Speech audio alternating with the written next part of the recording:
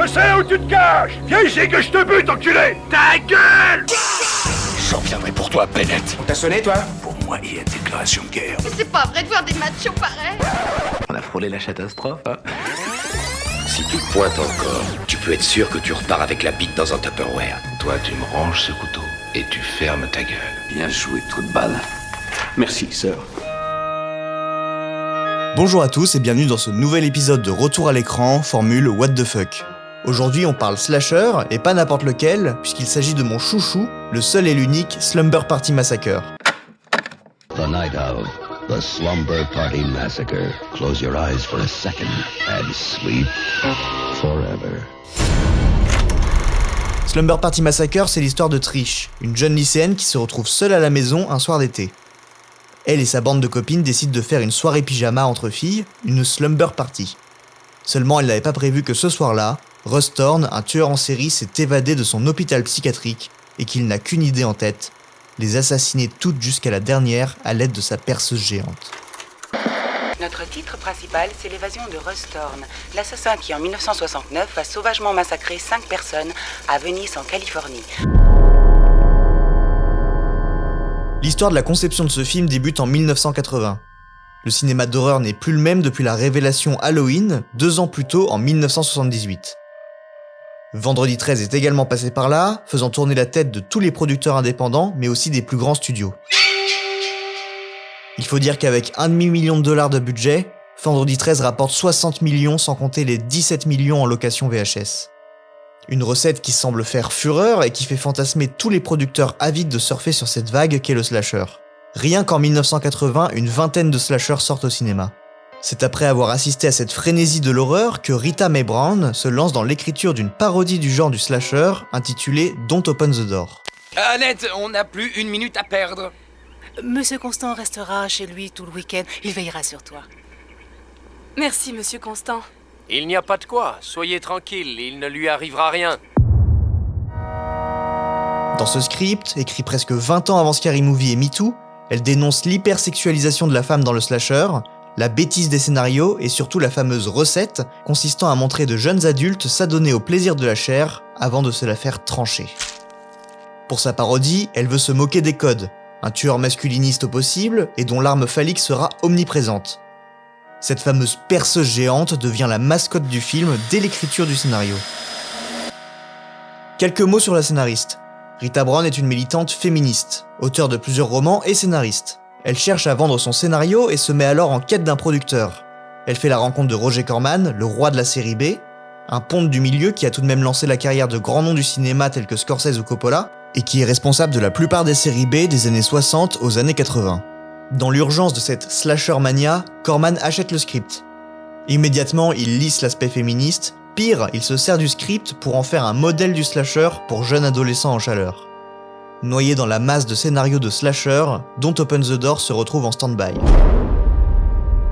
L'année suivante, en 1981, Amy Holden Jones, une jeune monteuse, souhaite passer derrière la caméra et réaliser son premier long métrage. Elle n'a alors monté que 4 longs métrages, dont Corvette Summer, une comédie d'aventure avec Mark Hamill. Elle a aussi travaillé sur Taxi Driver après que Martin Scorsese l'ait repéré à un festival où il faisait partie du jury. Et elle a monté Hollywood Boulevard, le premier film de Joe Dante. T'as un problème ou quoi? Qu'est-ce que tu penses de ça? De la marijuana? Pure à 100%, de la fabrication maison. Oh, bonsoir, monsieur Constant. Bon amusement. Pour se lancer dans la réalisation, elle demande conseil à Frances Doyle, une scénariste proche de Roger Corman. Par le biais de Frances, Corman fait parvenir à Amy Holden Jones une pile de scripts. Elle choisit alors Don't Open the Door, toujours en stand-by, et décide de s'en inspirer pour tourner les 3 premières scènes. Elle part alors avec Michael Chapman, son mari, un équipement vidéo fourni par Joe Dante et des acteurs de l'Université de Californie pour tourner ces quelques scènes chez elle pour un budget de $1000. Ce petit film lui sert de bande démo pour appuyer sa candidature auprès de Corman. Devant le résultat, Corman est conquis et accepte de financer le film. Amy Jones raconte elle-même l'anecdote en interview. Donc j'ai pris ce script qui dormait depuis quelque temps sur l'étagère et qui s'appelait Don't Open the Door, écrit par Rita Mae Brown. Je l'ai lu et dans le prologue il y avait une scène de suspense, une scène de dialogue et une scène d'action. Alors je me suis dit, si je tourne ces scènes, il verra que je suis capable de faire ces trois choses. Donc je me suis mis au travail avec la caméra de Joe Dante. Il m'a donné des musiques d'un de ses films, Hurlement, et nous avons appelé Roger pour lui dire de regarder notre bande démo. Il a demandé combien ça vous a coûté. Et je lui ai dit ça m'a coûté dans les $1000. Et il a répondu, toi, t'as un avenir dans le business. Mais le financement de Corman vient avec son lot de compromis. Premièrement, il tient à changer le titre en Sleepless Night. Selon lui, ce titre inspirera un thriller classe plutôt qu'un slasher bas de gamme. Ensuite, il donne un cahier des charges à Amy Jones qui relève plus d'un shooting Playboy que d'un tournage de film d'horreur. Le film devra s'ouvrir sur une scène de douche dans les vestiaires des filles. Il veut que le public masculin soit directement confronté aux poitrines et aux corps nus de ces femmes. Tout le ton féministe du film est gommé, l'aspect parodique est lissé. À cette époque, Amy Jones n'a jamais vu un slasher. Son rêve de devenir réalisatrice l'emporte sur sa méconnaissance du genre. Au même moment, elle est contactée pour participer au montage d'E.T. l'extraterrestre, le nouveau film de Steven Spielberg. Elle refuse et se lance dans l'aventure Slumber Party Massacre. Elle l'explique elle-même en interview. À ce moment-là, j'étais censée monter E.T., parce que j'étais plutôt bonne monteuse. Et donc j'ai eu le choix entre réaliser ce film ou monter celui de Spielberg. J'ai fait un saut de la foi et je me suis mise à réécrire Slumber Party Massacre. Et j'ai passé 1 mois de pré-production en tant que réalisatrice plutôt qu'en tant que monteuse d'E.T.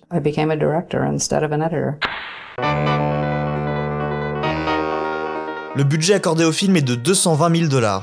Amy Jones trouve les 2 décors principaux du film, 2 maisons sur Mountain View Avenue, à Los Angeles. Elle habite à quelques kilomètres de là et le lieu de tournage est à proximité de la maison de Corman et des locaux de la New World Pictures, sa société de production. Le casting commence, la règle est simple, il faut de jolies filles, plutôt bien formées, et un acteur capable d'interpréter un tueur psychopathe. Une fine équipe de jeunes acteurs est alors engagée. Parmi eux, la future Scream Queen Brinke Stevens, qui d'ailleurs sera figurante dans Body Double de De Palma. Je profite de cette info pour indiquer que De Palma dans Body Double utilise également un tueur à la perceuse, dans la même optique phallique. La question qui demeure toujours en moi, est-ce une référence à Slumber Party Massacre ou simplement une coïncidence scénaristique? Parenthèse close, passons au tournage. Nous sommes en plein été 81. Le tournage est limité à 3 semaines. L'une des premières séquences, et pas des moindres, pose déjà problème. En effet, les jeunes actrices refusent de se mettre nues pour la scène de la douche. Corman fait pression sur Amy Jones, qui doit obligatoirement cocher cette case pour le film. Sur le tournage, le ton monte. Si Brinke Stevens n'est absolument pas gênée par la nudité, il n'en est rien pour les autres actrices. Tu veux du shampoing, Tracy? Non, je me suis déjà lavé les cheveux ce matin. Tu regardes parfois le basketball à la télé? Oh oui, j'adore regarder ces grands gaillards. Ils sont si sexy. Certaines vont malheureusement comprendre que cette étape fait partie du jeu. Par peur de voir leur poitrine à l'écran, certaines actrices mettent du scotch sur leur sein afin de rendre l'exploitation d'un plan poitrine impossible au montage. C'est pourquoi on voit beaucoup de femmes de dos dans cette scène. Amy va obéir aux ordres de Corman comme elle l'explique en interview. La nudité était pour lui plus importante que le sexe. C'est ce qui faisait vendre. La scène de la douche est un peu gênante à regarder car elle n'est pas réaliste. Ça sonne comme un fantasme d'homme. Mais je l'ai faite. Il la voulait, il l'a eu, c'est fait.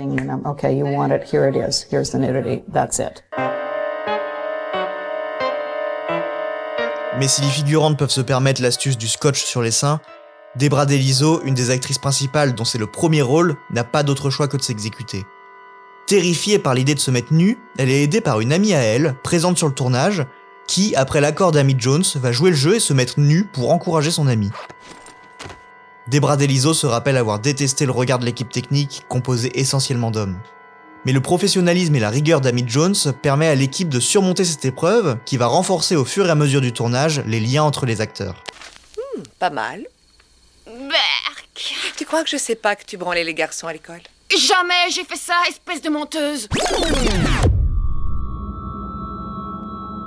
Brinke Stevens, qui a fait très bonne impression lors des auditions, doit malheureusement partir rapidement pour un travail en tant que modèle.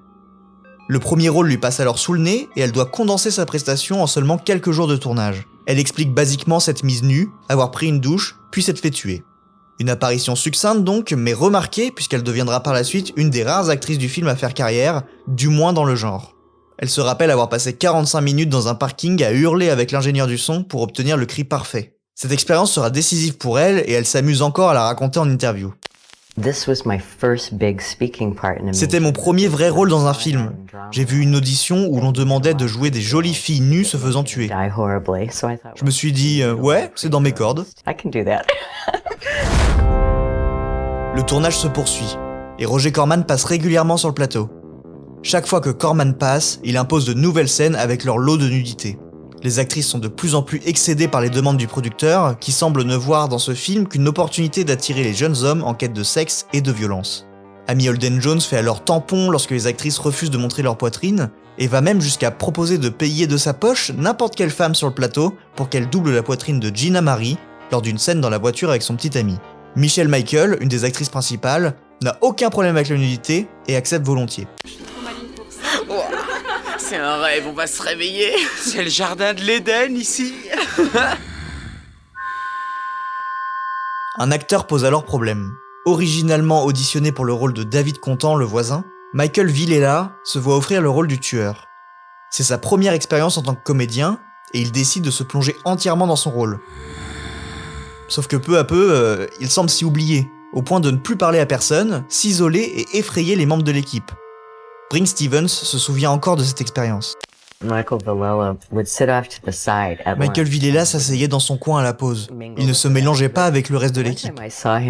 Et une fois, je l'ai vu mettre de la vaseline sur sa perceuse. Il m'effrayait vraiment et j'ai demandé aux autres « Qu'est-ce qu'il fait, lui ?» Et on m'a dit « Oh, c'est sa façon de rentrer dans le personnage. »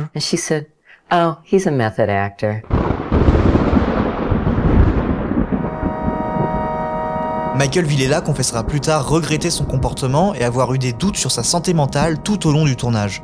Pour son personnage, il s'inspire de la gestuelle du pan et décide de développer toute une backstory pour se mettre dans sa peau. Il invente ainsi une histoire et fait grandir le personnage en lui au point de ne plus savoir qui est qui. Il se prend même de passion pour le roman Helter Skelter qui raconte l'histoire des meurtres de Charles Manson. L'acteur raconte sa méthode en interview. Je ne parlais à personne sur le tournage, surtout pas aux filles que je n'avais pas encore tuées. Je devais d'abord les tuer pour leur parler. Mais avant ça, je me cachais derrière les buissons, je les observais, je voulais les terrifier. Le midi, je les espionnais en cachette.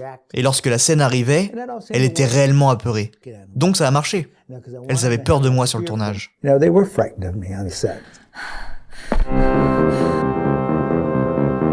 Malgré un acteur un peu trop dans son rôle, le tournage se poursuit sans encombre.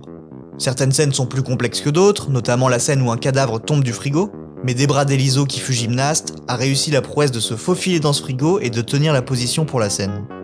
Côté maquillage, du sirop de sucre et du colorant rouge servira de faux sang à l'équipe. Quelques effets sont concoctés avec les moyens du bord, notamment la fameuse scène du livreur de pizza dont les yeux sont arrachés par Russ Thorn, le dangereux tueur en série. T'as combien? 4 $. J'en prends un, ça paiera le pourboire, ok? Ok. Pizza. La fin de ce massacre est symbolisée par un coup de machette contre la perceuse du tueur, un symbole que Michael Villela, l'acteur du tueur, n'a pas oublié. Vous savez, quand la perceuse se fait couper en deux, moi je pensais vraiment à mon pénis. J'ai vraiment eu l'impression qu'on me coupait le pénis.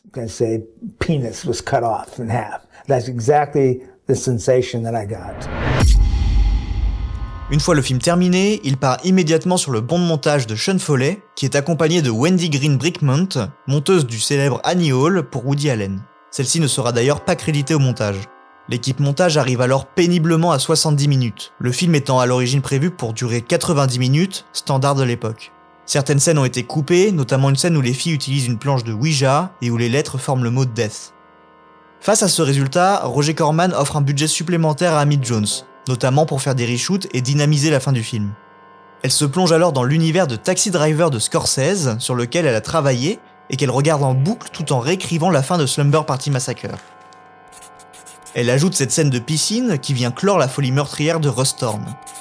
Cette scène posera d'ailleurs problème à Michael Villela, l'acteur du tueur, qui ne sait pas nager et a horreur de l'eau. L'acteur l'explique lui-même en interview. C'était pour moi le plus dur à faire. parce que je ne suis pas bon nageur et je déteste l'eau. Et il faisait tellement froid. Et à chaque fois, je devais retourner dans la piscine. Et je suis censé rester là-dedans, sans bouger et flotter. Et tout ce que je voulais dire, c'était « Sortez-moi de là, sortez-moi de là !» Get me out of here, get me out of here, you know, this is what I wanted to do.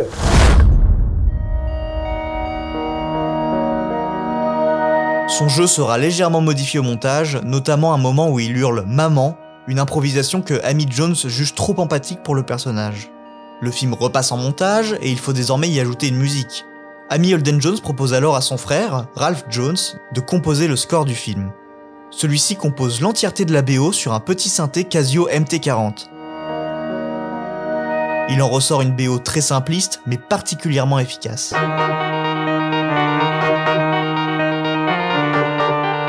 L'ouverture du film se fera sur un morceau du génialissime Pino Donaggio, issu de la bande originale de Piranha de Joe Dante.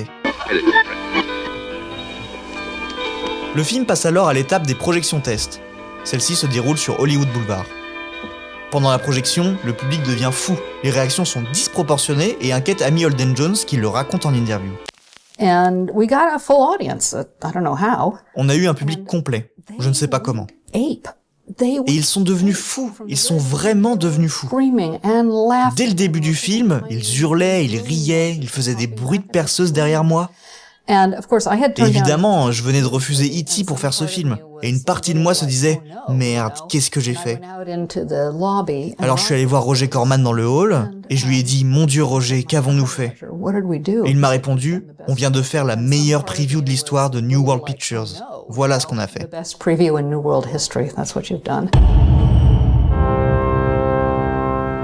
Après cette impressionnante projection test, Roger Corman décide alors de prendre en charge la conception de l'affiche et invite uniquement les actrices à forte poitrine, toujours dans le but d'attirer une audience masculine. André Honori sera la seule actrice du film à figurer sur le poster. La fameuse blonde allongée sur l'affiche est en réalité Gillian Kestner, qui n'est même pas dans le film. Cette affiche marquera les spectateurs, peut-être plus que le film lui-même, tant elle reflète l'essence même du slasher. Le titre est alors modifié dans ce sens et devient The Slumber Party Massacre. Je vous en supplie, ne me tuez pas. Je vous aime. Oh, pitié, je ne vous ai rien fait. Ne me tuez pas. Il faut savoir aimer vraiment pour pouvoir tuer. Le 12 novembre 1982, le film sort officiellement en salle aux États-Unis. En France, il sortira sous le titre Fête sanglante et sera interdit aux moins de 18 ans. Avec 3,6 millions de dollars au box-office, Slumber Party Massacre est plutôt une franche réussite.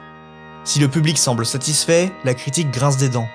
Le film est jugé de clone d'Halloween au rabais, anti-féministe et ultra-violent.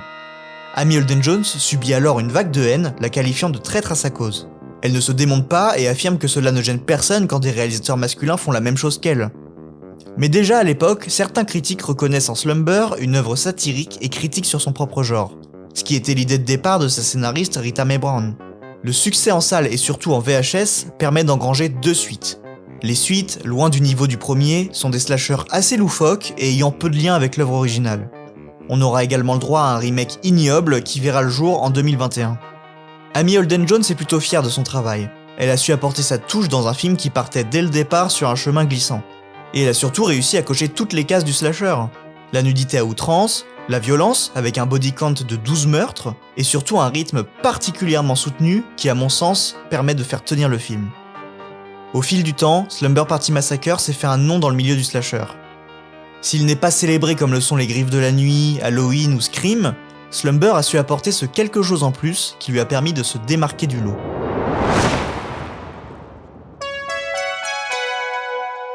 Mon attachement pour Slumber Party Massacre dépasse l'entendement. Lorsque je découvre le film, je suis déjà passionné de cinéma et de slasher depuis longtemps. Slumber n'est donc pas pour moi une porte d'entrée pour le genre. Et pourtant, je me revois encore en pleine nuit, période Covid-confinement, flasher sur cette affiche et lancer le film. J'ai été pris au piège de ce petit slasher sans grandes aspirations et il s'est immédiatement placé très haut dans mon estime cinématographique. Que ce soit la musique, le côté kitsch, le ton particulièrement satirique sans assumer la parodie à 100%, ou même tout simplement cette VF, tous ces éléments ont fait de Slumber Party Massacre un de mes films préférés. C'est pour moi une franche réussite, un slasher malin qui arrive relativement tôt dans l'aventure du genre et qui se permet déjà de le critiquer. Slumber est pour moi un incontournable, je dirais même plus un prototype du slasher au même titre qu'Halloween. Ce visionnage de Slumber Party Massacre m'a marqué à vie, au point de m'inspirer mon premier court-métrage, Pizza Time, dont le titre est une référence induite au film. Bon alors, dit comme ça, si vous ne l'avez pas vu, vous vous attendez peut-être à un chef-d'œuvre. Donc je me dois de réguler un petit peu vos attentes. On est loin du niveau de Carpenter ou de Craven dans ses bons jours. Mais le côté jouissif, voire régressif de ce film, mi-fauché, mi-brillant, n'a de cesse de raviver la flamme du slasher dans mon cœur de cinéphile.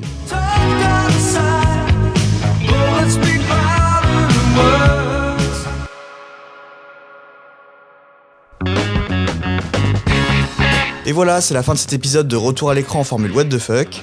Tous nos autres épisodes sont disponibles sur YouTube et les plateformes de podcast. A très vite, et si vous n'avez pas vu Slumber, foncez-y. Si je devais résumer ma vie aujourd'hui avec vous, je dirais que c'est d'abord des rencontres. C'est vrai que je ne vis que pour le cinéma. Pour être aimé, il faut être aimable. Vous voulez un chocolat? C'était pas ma guerre. Back in full force. Quelle est votre devise? Je m'appelle Bond. James Bond. Vous délirez totalement là. C'est ça qui permet de voyager à travers le temps. La vie a plus d'imagination que nous. J'espère que je ne vous apprends rien. Vous êtes un mélancolique. Mélancolique, mon cul.